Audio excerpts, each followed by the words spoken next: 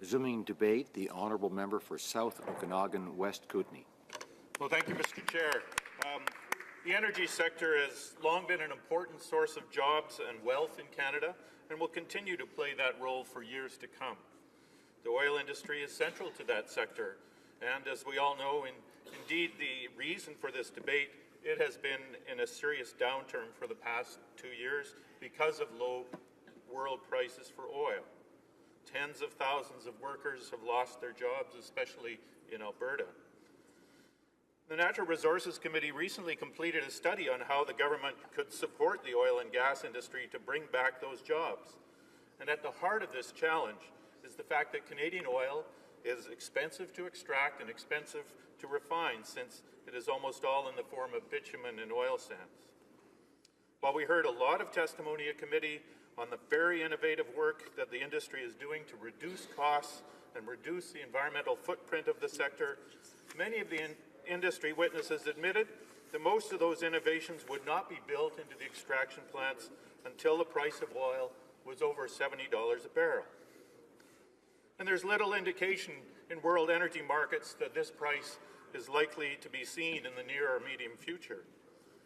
We cannot afford to sit back and wait for oil prices to increase significantly to create jobs in the energy sector.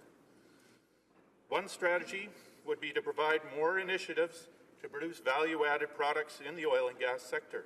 Refining our bitumen before we ship it would benefit both the economy and the environment.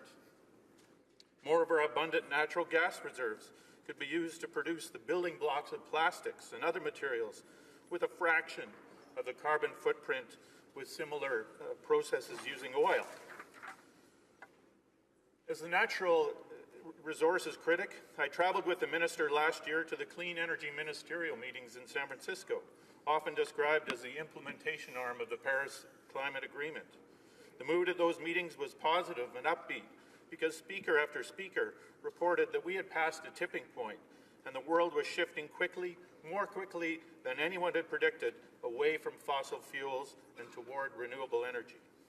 I heard exactly the same message this last Monday at the Energy Council of Canada meetings. So one of the obvious paths forward is for Canada to take bold steps to build the renewable energy sector in this country. Global investment in renewables has been skyrocketing and now outstrips investments in fossil fuels, and Canada needs to catch up. I have tried unsuccessfully to have the Natural Resources Committee study how this government can help Canada join this shift to renewables. I've talked to many workers in my riding, welders, electricians, carpenters, who are working or who have worked in remote camps in the oil patch, but would rather live full-time in their homes in southern BC. They would welcome the opportunity to work in distributed renewable energy industry, whether in solar, wind, geothermal, where they could go home every night to their families.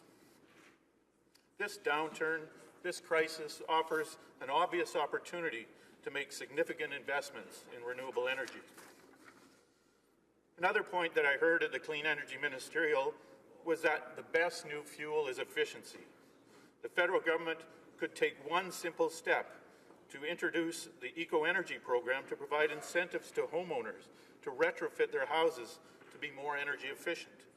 This program was so successful that the previous government cancelled it in 2012 before it ran its course.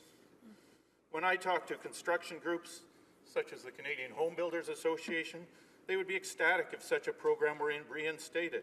It would bring good jobs to communities across this country and reduce our carbon footprint at the same time.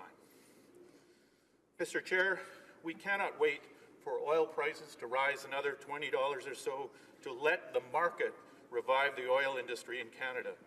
We may be waiting a long time for that to happen. We should provide incentives to refine our bitumen here in Canada, and we must take bold steps now to diversify our energy sector and create jobs across the country, joining the rest of the world in the shift to sustainable, renewable energy. Thank you. Here.